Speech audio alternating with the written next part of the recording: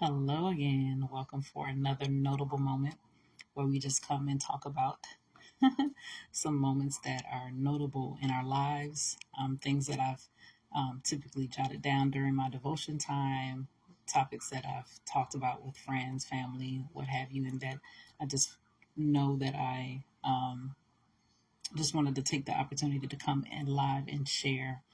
And today is about making the adjustments. And this, and a lot of these topics actually can expand out in across different facets of life.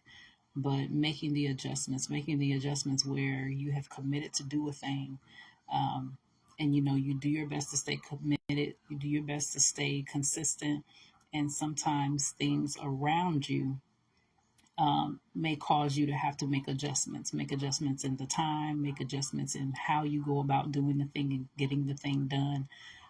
But like today, um, you know, working on certain things, and sometimes you just have to make the adjustments because sometimes things are not going to go as planned. Things are not going to work out the way you want it to. Even when the adjustments need to be made sometimes, most of the time I come to find out that the adjustments aren't the external things that need to be adjusted around, or make your way around the thing, going over, going through, going around the thing, the situations. But a lot of the adjustments are within ourselves. A lot of the adjustments that need to be made is within ourselves, within our thinking, within how we view a thing, how we perceive a thing. um, you know, we can't waver between two opinions. It doesn't work. You will always end up, unfortunately, I believe you will always end up leaning back toward the thing that is not the purest form of thought, not the truest form of thought. You really have to put in the effort to stay focused on the true thing, focused on the thing that God would desire you to focus on, keeping your mind meditated on the truth of God, on the words of the Lord, meditated upon the word day and night, as the scripture says, to keep you at a higher level of capacity, at a higher level of consciousness, at a higher level of seeing and thinking and hearing. I always go back. I love how the Lord, there's nothing new under the sun. He's the same yesterday, today, and forever. And that includes even the principles and the lessons that we learn, the things that he speaks to us a few years ago. Although the portal of heaven may be open in that time frame specifically for that thing, but the principle of the thing that we can extract from those moments, those words that he has spoken to us, those assignments that he has given us, those lessons of life that he has given us and shown us, it transcends throughout time. It's always going to be priceless, and it's always going to be timeless uh, lessons and timeless principles.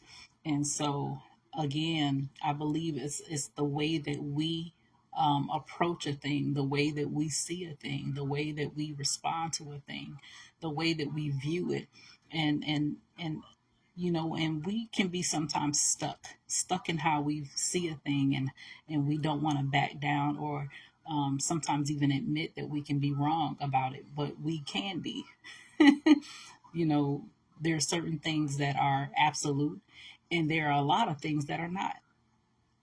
A lot. There are more than one way, as they say, more than one way to do a thing, to see a thing, to get to a end destination. But in the process of going through the goal, going through the assignment, going through doing the work, doing the thing, building the relationship, there are certain things that have to be structured a certain way, and there's certain things that we can make adjustments so that we can still get our end result that we desire. But again, the biggest adjustments of all is within our thinking. That's the main thing. Some people, if you don't make those adjustments, you'll never have the wherewithal to be determined to get a thing done, to throw out excuses, throw away the excuses. So, yeah, make the adjustments when necessary. Make the adjustments in how you see. Find a way. I find that reading, reading different books, reading different things, listening to things that expands your thinking, that expands how you believe, how you see, um, challenges your systemic thinking. If, a lot of times we don't want to be challenged. We don't want to believe that we've done things for so long the wrong way, and now we need to make adjustments to stay on the narrow path. And so, again, don't be afraid to make the adjustments. Don't be afraid of what people will say. Well, they used to do it, they used to live this way or do this way or be this way. It's okay to change your mind. It is okay. Because let people talk, let people think what they're going to think, because you know your heart.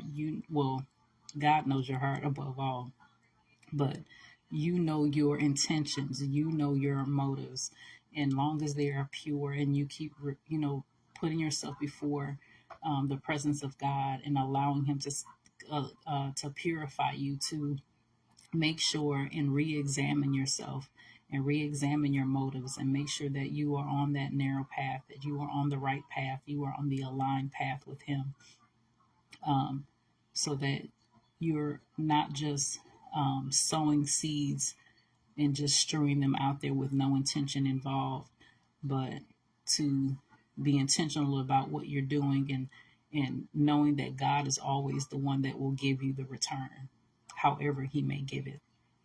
And so, again, just don't be afraid to make adjustments. Don't be afraid to change. Don't be afraid to uh, receive the challenge, as challenging as that can be, when somebody challenges what you're doing and why you're doing it, and challenge your thinking.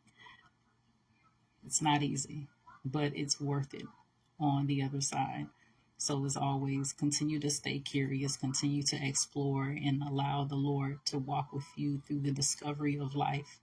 And know that he is always with you. He is always there. He will never leave nor forsake you, because he is within you.